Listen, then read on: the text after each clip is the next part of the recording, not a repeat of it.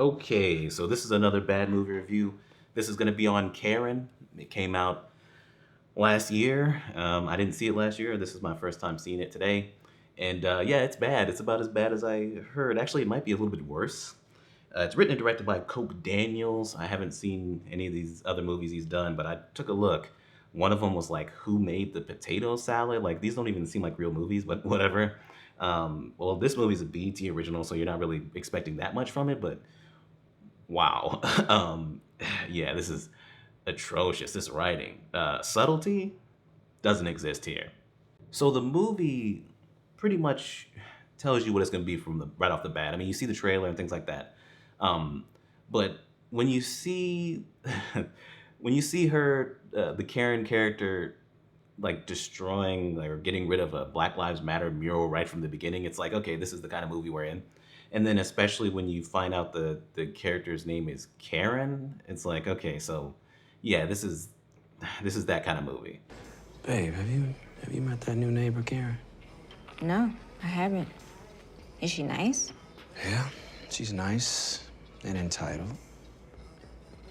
Wait a minute. We have a white entitled neighbor named Karen? So the Karen in this is played by Taryn Manning. Her name actually is Karen, like I said. And the couple in this that move into the white neighborhood, that's Malik, played by Corey Hardrict, and Amani, played by Jasmine Burke. So they're moving into this pretty nice house in this nice neighborhood. It's a, mostly white neighborhood. Like there are some other races, but it's mostly white. And so they move next to Karen, and immediately there's some tension there. She's clearly got issues with black people, but she kind of plays it off as a joke early on, and whatever. There's a part where they're kind of like about to fuck right there in front of the open window, and her Karen's 17-year-old is watching her and stuff like that, and then she starts watching and all but starts fingering herself. I guess she wants Malik at certain points, but then they drop that after a while. This movie's not only not subtle with the Karen character, or her brother. We'll definitely get to her cop brother, but also with the black people in this, especially the couple. They can't just be a black family moving into a white neighborhood. They have to be as pro-black as possible.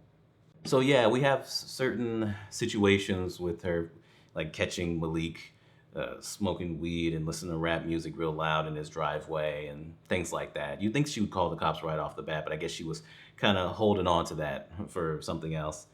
She's the head of the HOA in the neighborhood, and she's being blatantly racist and kind of wants them gone right from the beginning. That she's really upset that they didn't take the trash in like immediately after it gets picked up. I guess he came home a little bit late, but I guess it's a rule that you have to pick it out from the curb like right away, and she even pushes it down as a result of that, which is like, okay, this is pretty over the top, but it doesn't get quite as over the top as it's going to. Like there's a point where he helps her with the car, and she invites him in, wants him to take his shirt off, whatever. She wants to fuck him, obviously, but she tells him to go, tells him where the bathroom is, and he finds out that she's got surveillance like watching their house, and she has almost a full theater to watch what they're doing.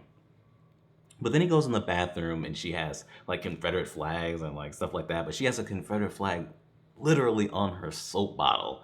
It's just that crazy. And so yeah, that happens, but still, even after that, they end up inviting her to their place for their housewarming, and I'll get back to that with that, where it's pretty much pro-black versus like blatant racist, because of course it is. But yeah, we'll get back to that. So the brother's a cop, and there's a police brutality moment where she gets into it with this kid, and the kid happens to have a father that lives in the neighborhood that's, he's like, oh, do you know who my father is? And you'll find that out later. And I want to talk about that because that's real convenient. But that scene didn't really seem like it needed to be there. It was just there because it's part of the Karen thing where they call the cops on black people and things like that, or call the cops, they're entitled, they call the cops on people, playing the victim and things like that. Hey, look, we was just walking to the homie's house, then this racist-ass bitch rode up and started to harass us. That is really rude. I am not racist. Mike, can you please hurry up? Please, they're very aggressive. Yep. Aggressive. I'm really scared. You're like, Megan, you're scared really? of what? I'm actually. Because you're black? I'm You're actually scared? really scared. There's also a part where she gets some other black characters thrown out of a restaurant for being too loud, and because she goes to talk to the manager, and that black character just happens to be one of Malik's friends at that party later on. This movie is so badly written, but whatever. Eventually, the cop brother plants drugs on Malik, and he goes to jail, and they get an attorney and all this other stuff. And it's got to the point where it's just straight up murderous. Like the cop is protected because he's part of this this almost like secret society within the police or whatever, this brotherhood. So he has plans to he gets a warrant and goes through their house and arrests Malik, and then Karen goes to kill her, and they get into this little fight or whatever, which should be over pretty quickly because she picks up that sword, that African sword that was on the wall, pretty much that was setting this up. And at certain points she can choke her out and things like that too, but doesn't. I don't know. It's this movie sucks. But yeah, they have that confrontation. Karen dies, the brother cop dies, and that's it. And then we have a message about how racism is bad after this really terribly written, awful movie. So this movie is just so bad. It was crazy. You would not believe the lack of subtlety. I mean, it's like almost every couple minutes, it's like, whoa, wow, that's really on the nose. But whatever. I usually try to do positives with all the reviews I do, really all the videos I do. So I'll give the actors a little bit of credit. They're passable. Like early on, I was like, wow, this couple's not very good. But then I realized it's like, no, it's the material. And I actually did kind of get used to them. The Karen character, what was her name? Taryn Manning. She really commits to this nonsense. I mean, her character is absolutely ridiculous. But once again, she really commits to it, even in the really bad parts. Listen, Amani's in the kitchen. She'll show you where to put the fruitcake. All right. All right? Oh, looks nice. Yeah. All right, thanks, Karen. There she is, slaving away in the kitchen. That being said, like I said, wow, no subtlety. Like I said, the Confederate stuff all over the bathroom and things like that. And then the character still insists that she's not racist. She goes to this party where, like, obviously it's just super pro-black. I'm talking they're wearing African, like, scarves and, and, they have, like African art on the wall and things like that. The costumes, oh my goodness. So the earlier on, the Imani, the wife, has like Afro picks for earrings, and then later on at that party they have what's it called, one of them has like Africa for her earrings. It's so they're just constantly black excellence. I was like, okay, I get it, right? Like they really want to force this conflict. This character shouldn't even be there, let alone be getting into these like political or racial debates with these people. As racist as she is, you would think that she would be afraid to even be there alone with them. But whatever, she's there and she insists on having these conversations. They feel like it's a parody where, like in certain movies, like I'm gonna get you sucker, they have like a Hotep type character there with the African garb and everything, he has a white family and stuff like that. But that's a joke, right? There's certain skits that I've seen that have, these really like hardcore pro-black characters. But that's a skit, that's a joke. Like this is just way too far with these characters. I mean, I guess it's not as bad as with Karen and her brother, but yeah, it's pretty it's pretty far, especially when they keep on bringing up the fact that her name is Karen. It's like, don't keep reminding me of that. What's her name? Karen. Right, but what's her real name? Karen, I just told you that. So Karen is a Karen. Boy, God has a sense of humor. Even just on a technical level, like it's not really shot all that well. Like they have certain shots where they try to kind of have some creative, cinematography, but I mean the movie still is really cheap and like it looks so flat and bland. There's no color, there's like no light, other than maybe like that final fight that kind of has like a red light going on. But no, it looks really cheap and bad. The soundtrack is really on the nose, just like the rest of the movie, where there's part of it that's like whips and chains, whips and chains. We went from whips and chains to whips and chains. It's like wow, this is really heavy-handed. So yeah, even on a technical level, this doesn't make sense.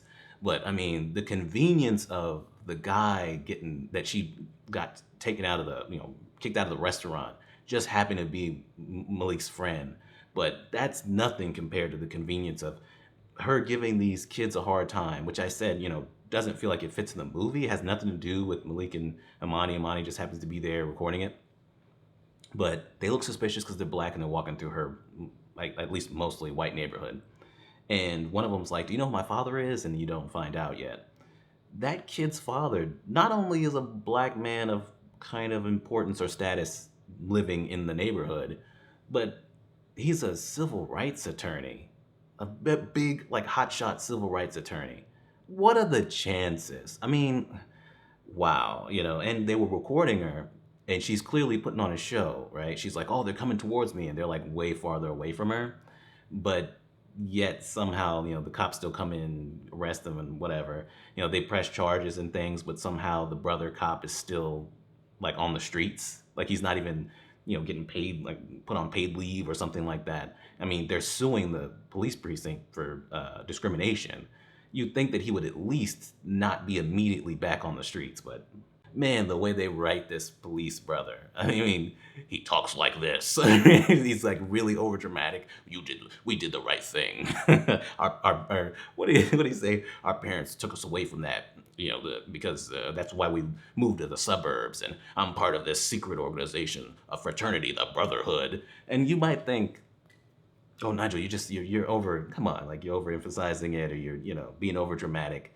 No, he really does sound like that. Do you even know who I am? I know the fuck you are. You're a racist piece of shit. I am the old breed of law enforcement, part of a fraternal order. The Brotherhood. That makes me fucking untouchable. So you go ahead and tell, and then you die.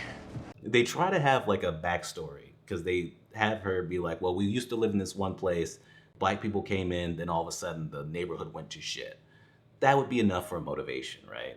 It kind of makes sense. They're like, "Oh, well, one comes to our neighborhood, it's gonna turn to shit like when I was a kid." All right, whatever. She's racist. Fine. She doesn't need that great of a motivation to be racist. People are just racist. But okay, you got that. This was Karen's husband, Officer Ken Drexler. He was one of 3 officers killed by that black vigilante a few years back. And that's also the reason why they're racist, and especially why the brother is a racist, I mean, blatantly racist cop, to the point where he just goes up to Malik's car and rather than even looking to find weed first or looking for drugs, because his sister said that he definitely has drugs in his car, he immediately opens up the trunk and almost like a magic trick just pulls out a bag of weed and puts it in there. "Oh, look what we got." Like, I mean, whatever. A black vigilante. It's like, was he the black version of the Punisher? Like, what are you talking about, a black vigilante? I don't know if they're making reference to a real story. I don't know of it, but that was just ridiculous. I was like, this is unnecessary. We don't need this. And apparently you have this information of a secret society within the cops, and I guess you're just keeping it to yourself? Like, why has this not been put out there publicly? Because this is a badly written movie, that's why. There's parts where she's blatantly sitting on their car. There's parts where she's, she pops up like she's a horror movie villain. Well, I guess this is a horror movie and she is the villain, but she pops up like she's Michael Myers at certain points, just like out of nowhere when like Imani's jogging or whatever. She has lines about like, "You guys really are infiltrating these kinds of neighborhoods" and things like that. But no, she's not racist at all. Yeah, that's what's happening these days, yep. All you guys just seem to be migrating from the cities and infiltrating the suburban neighborhood. Somebody that would be this outwardly racist would not care whether people knew. That I kept thinking about that. And then also, apparently, her racism didn't rub off on her kids. The really young one has a boyfriend, and her boyfriend's black and apparently loves the Lakers or something like that. I was like, why did you even involve that? For what? But either way, like, racism is kind of taught in the home for like racist parents and things like that. You would think that at least maybe the little girl who was young and impressionable would have issues with black people or whatever, have certain biases. But apparently not, right? She literally, I guess, uses soap with a Confederate flag on it. But no, that racism did not even slightly rub off on her kids. Okay. As bad as this movie is, as little subtlety as what's in this, the most insulting part is the ending, where they try to have this message. They have a montage of black people looking into the camera, and then they have that final shot with the couple, the main couple in this, Malik and Imani, and they're just looking over at the camera as they walk into their house.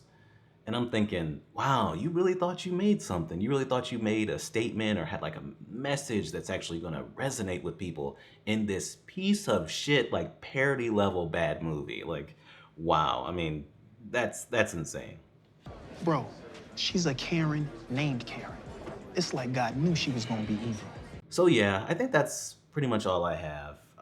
Like I said, the main actress, she's really doing it. I mean, she's really going for it, but this is just bad, right? Like it doesn't really have much flow to it. It's just like this scene, then this scene, then this scene.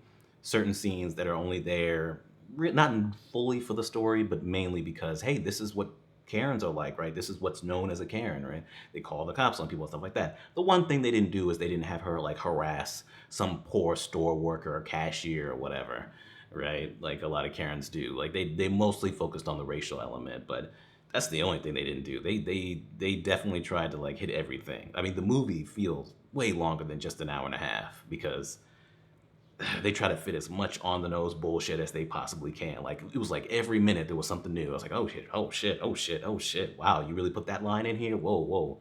I mean, anyway, that's Karen. Somehow this and Space Jam 2 didn't get Worst Picture at the Razzies. Like they picked like some Princess Diana musical on Netflix instead. It's like, really? As bad as this piece of shit is? And obviously Space Jam 2, I've said all I need to say about that. That's crazy. The Razzies are crazy. But anyway, I'm gonna give this complete shit because anything higher than that, and I might as well quit doing this because I'm apparently not up to it.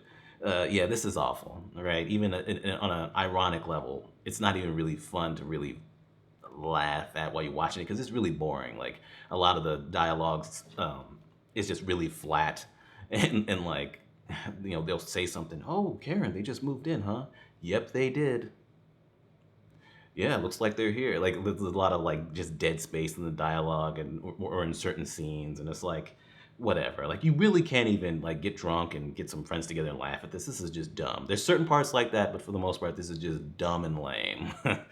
But anyway, whatever. That's all I have to say. That's Karen, and yeah, we're done.